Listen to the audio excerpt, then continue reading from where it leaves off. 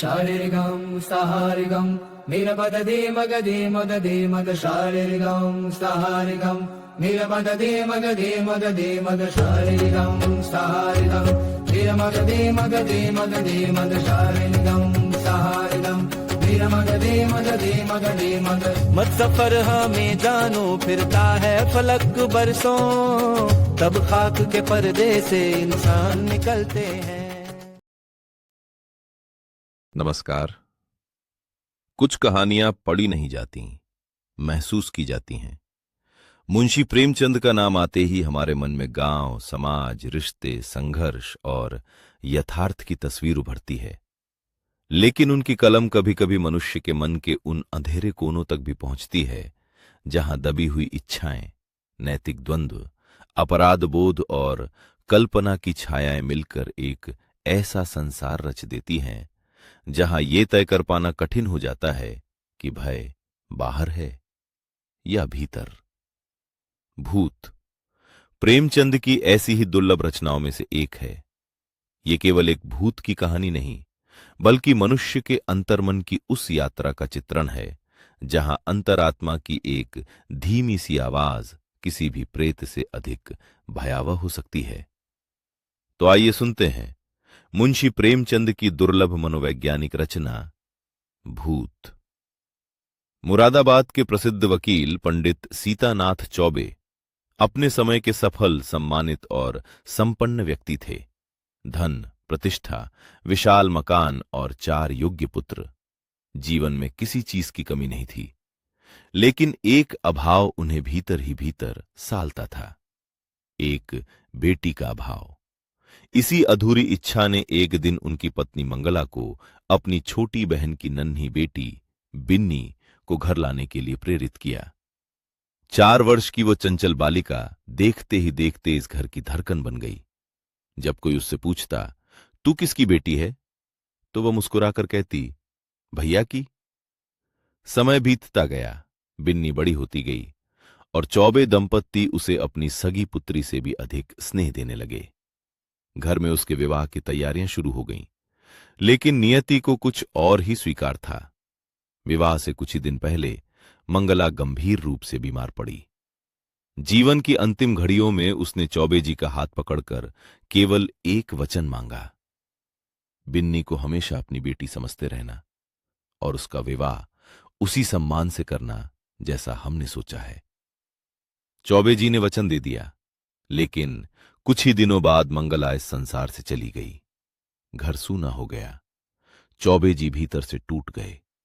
ऐसे समय में बिन्नी ने स्वयं को पूरी तरह उनकी सेवा में लगा दिया। वो उनके लिए भोजन बनाती, दवाइयां देती, रात रात भर जागकर उनकी देखभाल करती और धीरे धीरे शोक की धुंध कुछ हल्की होने लगी। एक दिन चौबे जी ने मंगला के सारे गहने बिन्नी को दे दिए। जब बिन्नी उन्हें पहनकर उनके सामने आई तो पहली बार चौबे जी की दृष्टि बदल गई। वो क्षण बहुत छोटा था, लेकिन उसी क्षण उनके भीतर एक ऐसा संघर्ष जन्म ले चुका था जिससे लौटना अब आसान नहीं था। दिन बीतते गए, मन समझाता रहा, अंतरात्मा रोकती रही, लेकिन इच्छाएं और तर्क मिलकर उस वचन को धीरे धीरे धुंधला करने लगे जो उन्होंने मंगला से किया था। आखिरकार बिन्नी का विवाह टाल दिया गया। परिस्थितियां बदली, लोगों ने समझाया और अंततः भोली भाली बिन्नी ने भी ये सोचकर स्वयं को समर्पित कर दिया कि शायद इसी से भैया जी का जीवन संवर जाएगा। समय ने एक विचित्र मोड़ लिया। जिस घर में वो कभी बेटी बनकर आई थी, उसी घर में आज वो दुल्हन बनकर प्रवेश कर रही थी। रात गहरा चुकी थी। कमरे में सन्नाटा था। दीपक की लौ धीरे धीरे कांप रही थी। बिन्नी संकोच से सिर झुकाए बैठी थी। चौबे जी उसके सामने आए, कुछ कहने ही वाले थे कि अचानक उनकी नजर खिड़की पर ठिठक गई। खिड़की के बाहर मंगला खड़ी थी, वैसी ही जैसी वो जीवन में थी, शांत, स्थिर और बिना कुछ कहे बस देख रही थी। चौबे जी भय से कांप उठे। उन्होंने घबराकर बिन्नी से पूछा, देखो वहां कौन खड़ा है? बिन्नी ने खिड़की की ओर देखा। उसे वहां कोई दिखाई नहीं दिया।